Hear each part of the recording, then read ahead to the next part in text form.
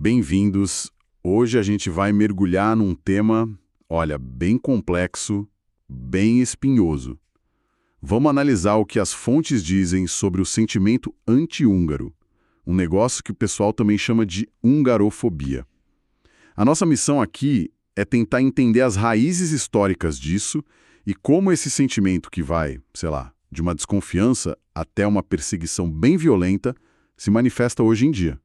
E para a gente pegar o fio da meada, as fontes apontam para um evento que é central, quase um marco zero para o problema moderno. O Tratado de Trianon de 1920. Basicamente, depois da Primeira Guerra, os vencedores redesenharam os mapas, né? E a Hungria se deu muito mal. Perdeu 72% do seu território. O resultado? Mais de 3 milhões de húngaros, da noite pro dia, acordaram morando em outros países, viraram minorias. Esse evento é a chave para quase tudo que a gente vai discutir. Exatamente. E é um número que a gente mal consegue imaginar, né? É como se, de repente, a população inteira de uma cidade como Salvador acordasse em outro país, governada por outra cultura, falando outra língua oficial. Trianon é o catalisador, o grande trauma moderno. Mas o interessante é que as fontes mostram que essa animosidade ela já existia. As sementes já estavam lá. O que a gente vai fazer hoje é conectar esses fios, sabe? Do passado mais distante até a situação bem tensa de hoje em lugares como a Romênia, a Eslováquia. Certo. Então vamos desvendar isso. As fontes mais antigas que a gente tem são chocantes. Tem uma descrição de um cronista alemão, Otto de Freising, lá de 1147. Ele escreveu sobre os húngaros chamando-os de, e eu vou citar aqui, monstros humanos que mal merecem ser chamados de homens. É uma linguagem brutal, né? Mostra que essa imagem negativa não é de hoje. E essa visão, assim, pejorativa não ficou só no papel. Ela virou política de Estado. Se a gente pula para o século XVIII, no Império dos Habsburgos, as autoridades em Viena já olhavam para os húngaros com uma desconfiança tremenda. As fontes dizem que eles eram vistos como politicamente não confiáveis. O medo de uma rebelião era constante. E como é que eles lidavam com esse medo? Com engenharia social, basicamente. Eles implementaram políticas de colonização que, de propósito, excluíam os húngaros. Quando queriam povoar territórios no sul do reino, por exemplo, traziam colonos alemães, sérvios, qualquer um, menos húngaros. Para diluir a população, então. Exato. A ideia era diminuir o poder deles na própria terra. Isso, claro, cria um ressentimento que vai se acumulando por gerações. Então a gente já tinha essa base de desconfiança e exclusão. Aí vem Trianon, em 1920, E joga querosene na fogueira. Exato. Trianon não foi um tratado, foi um cataclismo. Para a gente ter uma ideia da escala, a Hungria perdeu 72% do território. Perdeu o acesso ao mar, perdeu 58% da população total e o dado mais doloroso, 32% dos húngaros étnicos, 3,4 milhões de pessoas, foram separados da sua pátria. E além das pessoas, teve um impacto econômico, né? Brutal! A Hungria perdeu quase todas as suas minas, ouro, prata, cobre, perdeu a maior parte das florestas, das terras mais férteis, perdeu o controle da sua infraestrutura industrial, das ferrovias. Foi um desmantelamento. É por isso que na Hungria ninguém fala Tratado de Trianon. O termo que se usa é Diktat de Trianon, ou seja, uma imposição. Uma ordem ditada. Exato. A percepção é de uma tragédia nacional que negou aos húngaros o direito à autodeterminação. Ok, vamos para a Romênia, porque as fontes aqui mostram uma coisa que vai além da política. É uma verdadeira guerra pela narrativa, sabe? Travada no meio da rua. Exato. Cada estátua, cada bandeira vira um campo de batalha para definir quem pertence àquele lugar. E começou imediatamente. Assim que a Transilvânia foi anexada pela Romênia, em 1918, começou um esforço para, digamos assim, romenizar o espaço público. Um dos exemplos mais simbólicos que as fontes citam é a estátua do Guardião dos Cárpatos, em Kolozsvár, que hoje se chama Cluj-Napoca. Era um monumento enorme e as tropas romenas simplesmente o demoliram. Foi um recado claro. Peraí, mas o caso do rei Matias Corvino é mais audacioso. Eles não só mexeram na estátua, eles tentaram reescrever quem ele era. Exato. Matias Corvino foi um dos maiores reis da Hungria, uma figura central. As autoridades romenas foram lá, removeram os símbolos da coroa, o brasão húngaro e, como se não bastasse, instalaram uma placa nova. A placa dizia que Matias Corvino era, na verdade, um romeno que atacou sua nação. Uau, isso é reescrever a história na cara dura, em praça pública. É como pegar uma estátua de Dom Pedro II e botar uma placa dizendo que ele era um herói argentino. É exatamente esse o nível. E essa batalha por símbolos não acabou. As fontes mostram que ainda hoje autoridades romenas negam a existência da Terra Sekeli, que é uma região histórica de maioria húngara, e proíbem o uso da bandeira deles, a azul e dourada, em prédios públicos.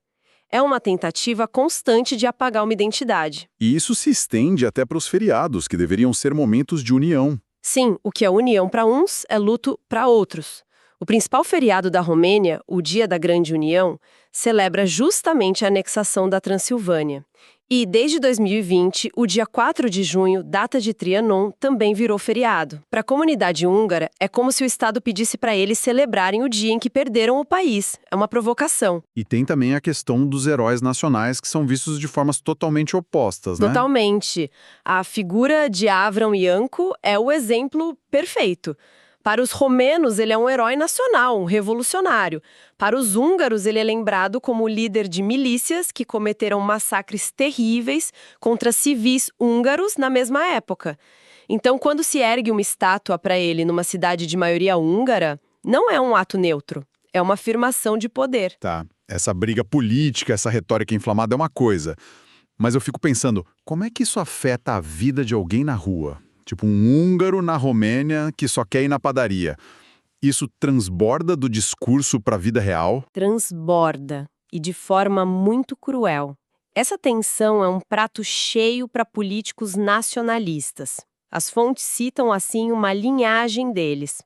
Nos anos 90, tinha figuras como Georg Funar, o prefeito de Cluj, que ficou famoso por uma hostilidade performática. Ele pintava bancos, lixeiras, tudo com as cores da bandeira romena. E chegou a dizer que o húngaro era a língua dos cavalos. Que coisa horrível. Depois vieram vozes ainda mais radicais, como a de Cornélio Vadim Tudor, que usava uma retórica desumanizante, chamando os húngaros de hordas asiáticas. E hoje as fontes apontam que essa mesma linha continua em partidos mais novos, como o AUR, liderado por György Simeon. Ele já propôs proibir partidos de base étnica, um ataque direto ao partido da minoria húngara. E essa retórica, imagino, acaba dando uma permissão para pessoas comuns agirem com preconceito. Exatamente. As fontes estão cheias de exemplos do dia a dia. Uma adolescente de 17 anos humilhada por um médico porque o romeno dela não era perfeito. Um motorista de ônibus gritando com passageiros: aqui estamos na Romênia, falamos romeno, só por ouvi-los conversando em húngaro. Um paramédico que, em vez de ajudar, dá uma bronca numa mulher que falava húngaro com a mãe no telefone para explicar uma emergência. São pequenas humilhações que se somam. E às vezes não são pequenas. As fontes falam de violência física. Sim, e por motivos banais. Há vários relatos de jovens húngaros atacados simplesmente por falar em sua língua em público. Um caso que as fontes destacam aconteceu em Cluj, em 2017. Um jovem foi derrubado com a coronha de uma pistola. E o motivo? O agressor se irritou ao ouvi-lo falar húngaro. Depois, na delegacia, os agressores disseram que não entendiam a língua e acharam que os jovens estavam rindo deles. Que loucura! Isso mostra o nível de paranoia que a barreira linguística pode criar. A simples existência de outra língua no espaço público é vista como uma ameaça. E essa violência pode se tornar organizada e em grande escala. As fontes destacam 2 eventos emblemáticos. O primeiro é mais antigo, os confrontos de Târgu-Mureș, ou Marosvásárhely, em húngaro, em março de 1990. Foi um confronto étnico violentíssimo, 5 mortos e quase 300 feridos. E o que aconteceu lá? Húngaros estavam fazendo manifestações pacíficas, pedindo escolas na sua língua. Em resposta, grupos nacionalistas romenos organizaram ônibus e trouxeram homens de vilarejos vizinhos armados com paus e machados para atacar os manifestantes. Foi uma violência orquestrada. E o segundo evento é bem mais recente, né? O do cemitério. Sim, o incidente no cemitério de Valia Uzlui, ou Uzvelg, em 2019. É um cemitério militar da Primeira Guerra Mundial com soldados austro-húngaros. Uma multidão de nacionalistas romenos marchou até lá e encontraram uma corrente humana de húngaros que estavam rezando em silêncio para proteger o local. A multidão rompeu a corrente à força, invadiu o cemitério e inaugurou um memorial ilegal para heróis de guerra romenos que, segundo investigações, nem sequer estavam enterrados ali. É um ato de apropriação simbólica e violência física, tudo junto. É a guerra pela narrativa levada às últimas consequências. Exatamente. É dizer, este lugar, esta história, esta memória não pertencem mais a vocês, agora são nossos. O caso da Romênia é o mais detalhado e o padrão fica bem claro. Mas isso não é um caso isolado, certo? Vamos olhar agora os padrões em outros países. Talvez não com o mesmo detalhe, mas as fontes apontam ecos dos mesmos temas. Na Eslováquia, por exemplo, qual foi o grande ponto de atrito? Na Eslováquia, o grande trauma do pós-Segunda Guerra foram os chamados Decretos de Beneš. Essencialmente, foi um conjunto de leis para lidar com as minorias alemã e húngara, vistas como colaboradoras do inimigo na guerra. Na prática, foi uma punição coletiva. E o que aconteceu com os húngaros?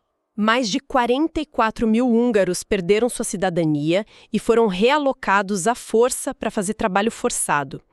É uma ferida que nunca fechou. E, mais recentemente, a tensão reaparece. As fontes citam o caso de Hedvig Malina, em 2006, uma estudante universitária húngara que disse ter sido espancada por falar húngaro na rua. E qual foi a polêmica? A reviravolta foi que a polícia eslovaca e o governo, na época bem nacionalista, acusaram a própria garota de ter inventado a história. Ela acabou sendo processada por perjúrio. O caso virou um símbolo. E, claro, a retórica política acompanha. Um político eslovaco, Jan Slota, chegou a descrever a minoria húngara como um tumor no corpo da nação eslovaca. A mesma linguagem desumanizante que a gente viu na Romênia. Incrível como o padrão se repete. E na Ucrânia, a história lá também tem essa tensão? Sim. Durante a era soviética, na Transcarpátia, que tem uma população húngara, milhares foram deportados para os gulags, os campos de trabalho forçado. Na Ucrânia, mais recente, as fontes mencionam incidentes preocupantes com grupos nacionalistas gritando slogans como facas na garganta dos húngaros, e a grande polêmica atual gira em torno das novas leis de idiomas que, segundo os críticos, restringem muito o direito da minoria húngara de usar sua língua. Mais uma vez, a língua como campo de batalha. E para fechar esse panorama, temos a Sérvia, a antiga Iugoslávia. Na região da Voivodina, no norte da Sérvia, que também tem uma comunidade húngara grande, o período de 1944-45 foi particularmente sombrio. Após a retirada das tropas húngaras, partisans comunistas igoslavos realizaram expurgos em massa. Foi uma retaliação. As estimativas do número de civis húngaros executados variam muito, mas falam entre 20 mil e 50 mil pessoas. Uma violência extrema. Certo, então, resumindo o que a gente viu, temos uma ferida histórica gigante, que é Trianon. Essa ferida separou comunidades e, desde então, ela é constantemente cutucada por disputas sobre tudo: estátuas, feriados, heróis e, principalmente, a língua. É isso. Exatamente isso. E é aí que os movimentos nacionalistas entram. Eles usam essa dor, esse ressentimento histórico, como combustível. A questão central, que as fontes mostram de forma muito clara, não é só sobre o passado. É sobre como o passado é usado, é manipulado e transformado em arma no presente. Como assim? Em muitos desses países, a identidade nacional moderna foi construída, em parte, em oposição a uma suposta ameaça húngara. seja uma ameaça de revisão de fronteiras, seja uma ameaça cultural. E para manter essa narrativa viva, você precisa de inimigos. A luta por monumentos e bandeiras não é trivial. É uma luta diária sobre quem pertence àquele espaço e quem tem o direito de ter sua identidade reconhecida publicamente. É uma disputa constante por legitimidade. Precisamente. Cada vez que se proíbe uma bandeira, ou se reescreve a placa de uma estátua, ou se limita o uso de uma língua, é uma mensagem sendo enviada. A sua cultura secundária aqui.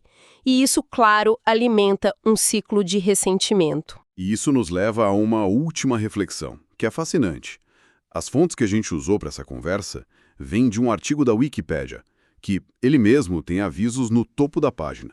Avisos dizendo que a neutralidade do artigo é disputada, que a confiabilidade de algumas fontes é questionada. O que, por si só, é um reflexo perfeito do problema que estamos discutindo, né? Exatamente. Até a tentativa de contar a história de forma neutra vira um campo de batalha. E isso levanta uma questão final para a gente deixar no ar. Numa região onde a história não é algo que está só nos livros, mas algo que se vive e se disputa com tanta intensidade, onde cada lado tem sua própria versão dos fatos, seus próprios heróis e vilões, como se constrói um futuro de reconciliação? Que caminho existe quando as narrativas nacionais parecem ser, na sua essência, incompatíveis?